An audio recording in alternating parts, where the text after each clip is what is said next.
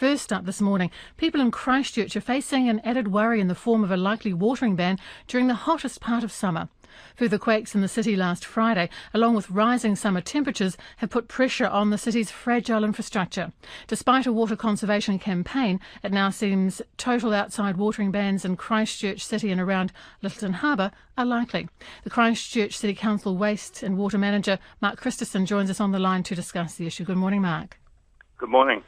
I think it's fairly astonishing that it's been, a decade since Christchurch faced the prospect of a total watering ban. What do you put that down to? Because that's pretty remarkable. It's really related to the earthquakes and the damage the earthquakes have done to the city's infrastructure over the past 16, 17 months. It's just taken out our capacity to pull the water from the aquifers under the city and put it in the pipes to be distributed. So, the city's reticulation network or water supply system is designed for peak summer demands. When we lose as many wells as we have and damage to the reservoirs, we just can't meet that normal peak demand, and that's what's driven the water restrictions this year. So you've got some restrictions in at the moment, haven't you? Yeah, that's right. So it's handheld watering on alternate days at the moment, and that's been successful over the last couple of months in keeping demand down. We've had a few hotter. The toughest period for us was always going to be January, February, when the temperatures get up and with less likelihood of rain. We have had some reasonable rainfall events in November and December as well, which has certainly helped sort of keep the city green. And hopefully we might get a bit of rain tomorrow, but there is a bit of pressure building on the supply system now, even with the handheld watering restriction. Well, those restrictions, I think it's estimated that have cut consumption by about 1.8 million litres a day, which sounds impressive. I guess you've also got the fact that there aren't as many people in Christchurch now. Over the holiday period, the number does drop off, and certainly we haven't got the usage in the CBD, but it's the outdoor water use in summer that drives the main pressure on the water supply system. The difference between the average water demand and the peak summer demand is about 3 or 4 times in Christchurch. So you can understand if we haven't got all our assets available to use, then it puts quite a bit of pressure on the system. I understand that the public, you're very pleased with how the public's obeyed the current restrictions. Do you have any concerns in terms of policing a total water ban, should that come in?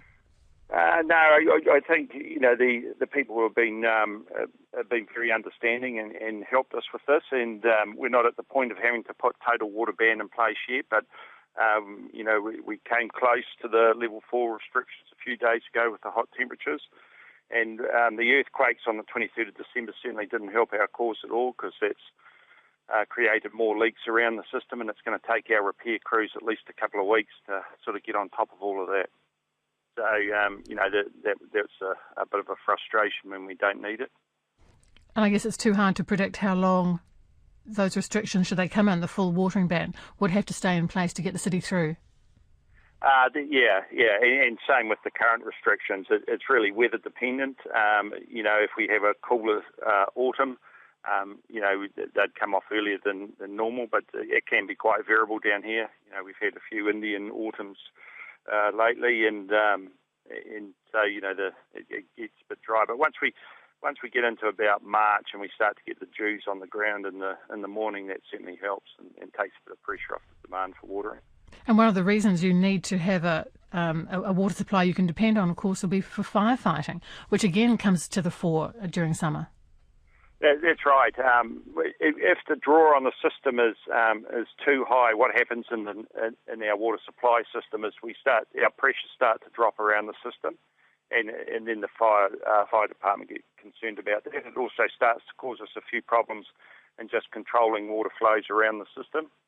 And what we don't need in the water reticulation system at the moment is fluctuations in pressure, because our pipes from all the earthquakes are fragile enough as it is, and when the pressure fluctuates up and down in these damaged and fragile pipes, it tends to cause more leaks. So we are fighting a battle to keep on top of the leaks around the city since June, and certainly December hasn't helped that. You'd appreciate where we have put in new infrastructure, that is certainly helping, and there is a drive to get more plastic pipe into the ground as fast as we can to make the system more resilient to these continual aftershocks. So, Mark, would a total water ban cover the whole of Christchurch or quite specific areas? No, it would cover all of Christchurch except Banks Peninsula, sort of the outer bay, so it'd be Littleton Harbour and Christchurch City itself. Because you appreciate, I see a quote today from a gardening society saying that a total watering ban would be heartbreaking for gardeners, and I guess for an awful lot of people who are pouring their energies into their gardens after such a dreadful 15 or so months, this will be it will be a bit of a heartbreaker for them. Yeah, I fully understand that. I'm a keen gardener myself, and I've spent many an hour at night, keeping my more delicate plants going. So yeah, it is very frustrating. But unfortunately, this summer we all have to help to try and get through, and hope that nature's kind for us and a bit of rain at the right time. And how long before you would announce or make a decision, Mark, in terms of a total watering ban? Is that going to happen in the next few days rather than weeks?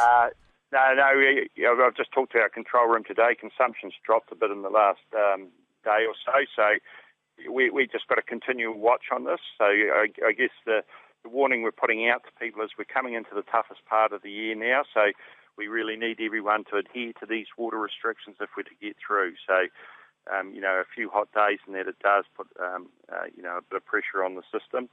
If everyone can adhere to the level 3 restrictions, and if we get a bit of rain at the right time, we might be able to get through. But we are coming into the hardest time of the year, so I can't promise that the total watering ban won't be required.